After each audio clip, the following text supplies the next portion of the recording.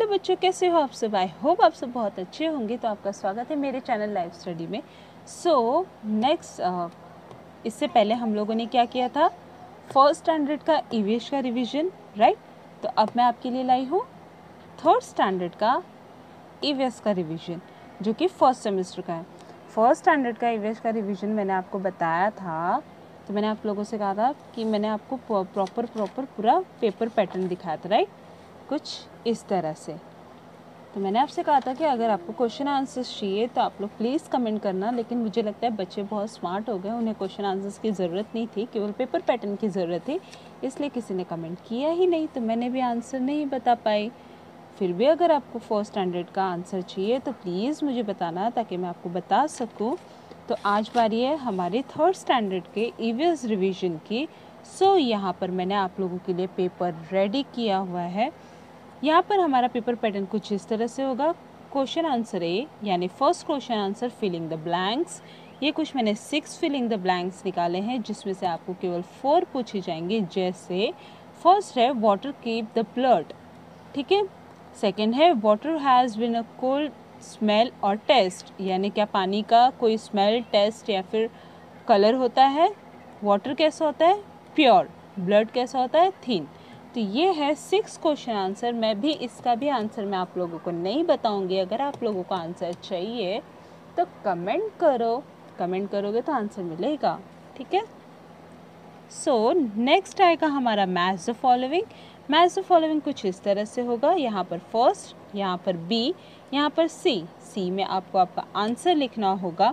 इस तरह से कुछ ये मैंने पूरे सिलेबस में से जो इम्पोर्टेंट क्वेश्चंस हैं वो सब मैंने निकाल कर ये एक प्रॉपर पेपर पैटर्न रेडी किया हुआ है। अगर आप इसमें से लर्न करना चाहते हो तो आप कर सकते हो, क्योंकि इनमें से कोई ना कोई तो क्वेश्चन आंसर्स, कोई ना कोई तो फिलिंग द ब्लैंक्स डेफिनेटली आ ही जाएगा, ठीक है। तो ये है फिलिंग द ब्लैंक्स, ये है मैच द पेयर, आप लोग अच्छे से देख लो। देन उसके बाद आएगा सी, स्ट्रेट ट्रू एंड फॉल्स। ये आएंगे ट्रू एंड फॉल्स। तो ये है 4 ट्रू एंड फॉल्स, जिसमें से आप लोग देख लो, शायद इसमें से कुछ ना कुछ आप लोगों को भी हिंट मिल जाए। देन उसके बाद हमें आएगा डी, नेम द फॉलोइंग, यानी 1 सेंटेंस आंसर। जैसे a stop for a train, train कहाँ रुकती है? स्टेशन पे। तो यहाँ पर आंसर क्या आएगा? Station. 1 sentence answer. 2 types of landform, 2 types of landform क्या होता है वो आपको यहाँ पे लिखना है। यहाँ पर क्या है? The main sources of water on a earth, the 2 main man made sources of water. इस 2 क्वेश्चंस में बच्चे थोड़े कंफ्यूज हो जाते हैं, और मोस्टली टाइम पे ये दोनों क्वेश्चन एक साथ पूछे जाते हैं। The main sources of water क्या होगा? अर्थ पे मेन सोर्सेज ऑफ वाटर क्या है? रेन। यहाँ पे 2 मेन मैन मेड थिंग, यानी जो इंसानों ने बनाया है वाटर को ऑब्जॉर्व करके रखने के लिए, जैसे डैम एंड लेक्स। तो ये 2 आंसर्स है जो पूछा ही जाता है, मोस्ट इम्पॉर्टेंट।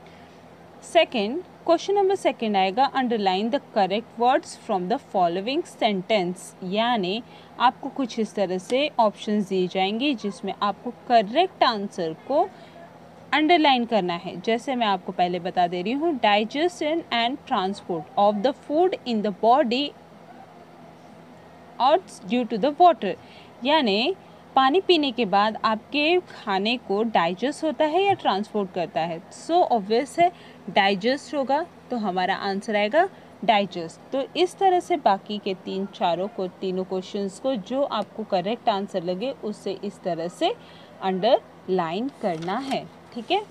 नेक्स्ट है आंसर द फॉलोइंग। अब यहाँ पर है question second B, answer the following. What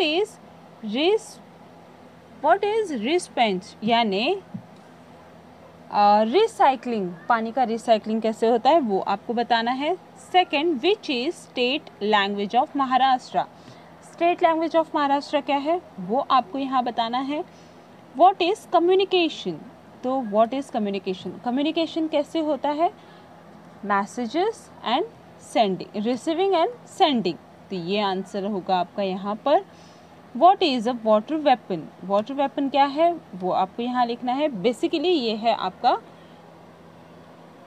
answer the following, जिसमें मैंने 1 2 3 4 एंड 5 क्वेश्चंस निकाले जिसमें से 3 आता है, तो 3 इनमें से आपको इन 5 में से कौन सा इम्पोर्टेंट लगता है वो आप देख लो। Then answer in a brief, last में आता है आपको आंसर इन अ ब्रीफ, यानी सबसे बड़ा आंसर जो कि आपको यहाँ पे लिखना होता है, जो कि 2 ही पूछा जाता है और दोनों ही आपको फिल करना है, ठीक है। जैसे यहाँ पर है what is spring, what is spring का मतलब क्या होता है वो आपको यहाँ पे लिखना है।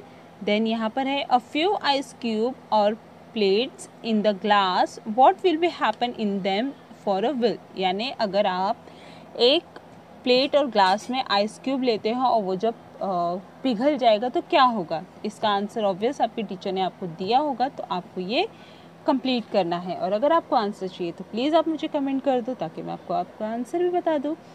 During the rainy season with the crisp biscuit become a soft, मतलब बारिश के समय में बिस्किट्स, बारिश से पहले बिस्किट्स क्रंची होते हैं लेकिन बारिश के बाद सॉफ्ट क्यों हो जाते हैं, तो ये आपको पूछ रहा है। तो ये तीनों हैं ब्रीफ के क्वेश्चन आंसर, ठीक है।